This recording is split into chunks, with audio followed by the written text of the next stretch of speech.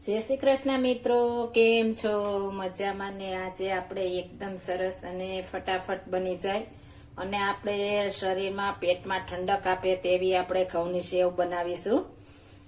મેં આ રેડીમેડ લીધી છે, આ ઘઉંની સેવ.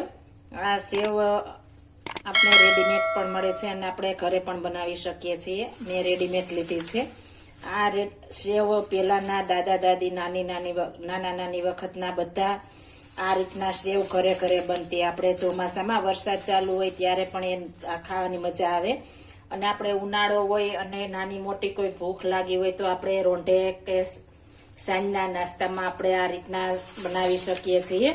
આપણે આ સેવ મેં એક વ્યક્તિ માટે લીધી છે અને ખાંડ લીધી છે ને ઘી જોશે આપણે. એકદમ સરસ અને આપણે શરીરમાં પણ હેલ્થી એવી આપણે સેવ બનાવીશું. અને આ ઘઉંની સેવની આપણે મેગી પણ બને છે. આપણે નાના બાળકોને મેંદાનો લોટ ન ખવડાવવો હોય તો આની બનાવીશું તો પણ મસ્ત બનશે. જો તમારે ઘઉંના લોટની મેગી બનાવવાની રેસીપી જોવી હોય તો મને જણાવજો કોમેન્ટ કરી, તો મને ખ્યાલ આવે કે મારા વ્યુઅર્સને જોવી છે તો હું બનાવીને બતાવીશ. એકદમ સરસ આની મેગી પણ બને છે. આપણે આ ઘઉંની સેવ હવે પેલા બાફવાની છે. આ સેવ આપણે ફટાફટ 3 થી 4 મિનિટમાં બની જાય છે. તૈયાર હોય તો આપણે આ રીતના બનાવેલી તૈયાર હોય તો આપણે 4 થી 5 મિનિટમાં બની જાય છે. અને નાની મોટી કોઈ પણ ભૂખ હોય તો આપણે બનાવી શકીએ છીએ અને ફટાફટ પણ બની જાય છે. અને ખાવામાં પણ આપણે એટલી મસ્ત મજા આવે છે કે વાત જ પૂછોમાં, એટલી મસ્ત. અને આપણે આ ઉનાળામાં એકદમ ઠંડક આપે છે. તમે ખાંડની જગ્યાએ સાકર પણ વાપરી શકો છો અને ગોળ પણ વાપરી શકો છો. કોઈ પણ વસ્તુ આપણે નાખી શકીએ છીએ. પહેલાના માણસો આપણે આમાં ગોળ નાખતા, ગોળ અને ઘી. આપણે એકદમ સરસ બનાવવા માટે આપણે ખાંડ લીધી છે. હવે આપણે સાઈડમાં પાણી ગરમ મૂકી દેશું. આપણે એકદમ સરસ ગરમ પાણી થવા દેવાનું છે, ત્યારબાદ જ નાખવાનું છે, નહીતર આપણે મસ્ત નહીં બને અને ખાવામાં પણ એકદમ મોડી લાગશે. આપણે એકદમ સરસ આ રીતના બબલ્સ વળવા માંડે ત્યારબાદ જ નાખવાની છે. હવે આપણે જે સેવ લીધી છે તે નાખી દેશું.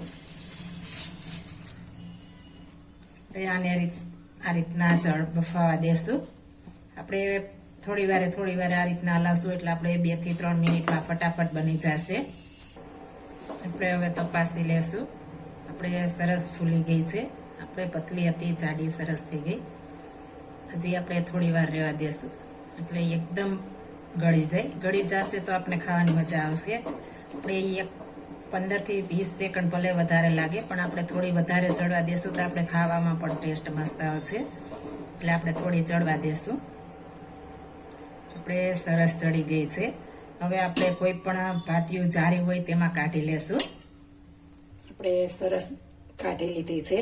હવે આને આપણે ગરમ હોય ત્યાં જ આગળની પ્રોસેસ કરવાની છે. આપણે એક પ્લેટમાં નાખી દેશું બધી. અને તેમાં આપણે જેવું ગળ્યું ખાતા હોય પ્રમાણે ખાંડ અથવા તમારે સાકર ખાવી હોય, ગોળ ખાવું હોય તે પ્રમાણે નાખી શકો છો. આપણે ગળ્યું ખાતા હોય પ્રમાણે નાખવાનું છે.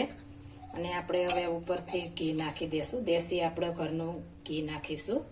એકદમ સરસ 2 મોટી ચમચી નાખી દેશું. અને આને આપણે એકદમ સરસ મિક્સ કરી દેવાનું છે. અને આપણે ગરમ ગરમ પણ સર્વ કરી શકીએ છીએ. ગરમ ગરમમાં આપણે મિક્સ કરી દેશું તો આપણે ખાંડ ગોળ જે નાખ્યું હોય તે ફટાફટ ઓગળી જશે. અને બહુ ઠંડી થાય તો આપણે ખાવાની પણ મજા નહીં આવે. એટલે આપણે ગરમ ગરમ સર્વ કરવાની છે. એકદમ સરસ આપણે મિક્સ કરી લીધી છે. હવે આપણે આને સર્વ કરીશું. જો આ મારી રેસીપી પસંદ આવી હોય તો મારી ચેનલ લાઈક, શેર અને સબસ્ક્રાઈબ કરી દેજો. ફરી મળીશું નવી રેસીપી લઈને. જય Shri Krishna. Thank you for watching guys.